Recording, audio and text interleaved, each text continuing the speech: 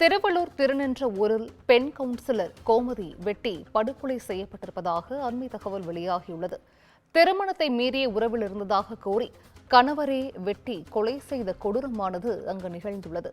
மனைவி கோமதியை கொலை செய்துவிட்டு திருநின்ற ஒரு காவல் நிலையத்தில் கணவர் ஸ்டீபன்ராஜ் சரணடைந்திருக்கிறார். இதுகுறித்த அண்மை செய்தியை பார்த்து வருகிறோம். கூடுதல் விவரங்களை செய்தியாளர் சக்திவேல் வழங்கிட கேட்கலாம். சக்திவேல், நீங்க விவரங்கள் பதிவு செய்யலாம். நிச்சயமாக. வணக்கம் சித்து. திருநின்ற ஊரில் விசிக பெண் கவுன்சிலர் வெட்டி கொலை செய்யப்பட்ட சம்பவம் பெரும் பரபரப்பை ஏற்படுத்தி உள்ளது. குறிப்பாக திருநின்ற ஊர் பெரிய காலனி பகுதியைச் சேர்ந்தவர் ஸ்டீபன்ராஜ்.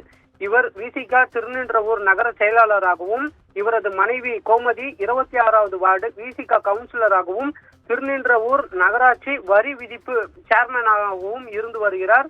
இவருக்கு காதலித்து இருவரும் திருமணமாகி 10 வருடங்களுக்கு மேலான நிலையில் 4 ஆண் குழந்தைகள் உள்ளனர்.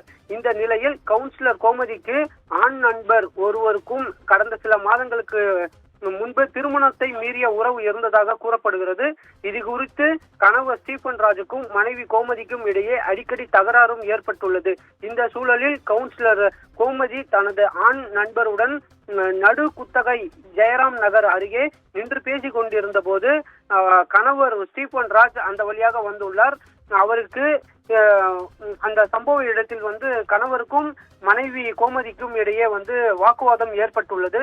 இருவருக்கும் இடையே தகராறு முற்றிய நிலையில் ஆண் நண்பர் அங்கிருந்து தப்பிச் சென்றுள்ளார்.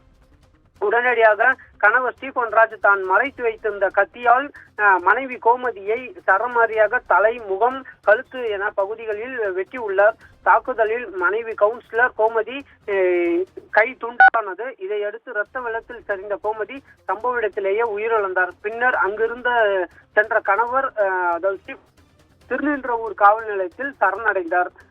இதையடுத்து அவரை மீட்டு கைது செய்த காவல்துறையினர் உடலை, கோமதியின் உடலை மீட்டு உடற்கூறு ஆய்வுக்காக அனுப்பி வைத்தனர். இந்த சம்பவம் குறித்து ஸ்டீபன்ராஜனிடம் வழக்கு பதிவு செய்து விசாரணையை மேற்கொண்டு வருகின்றனர்.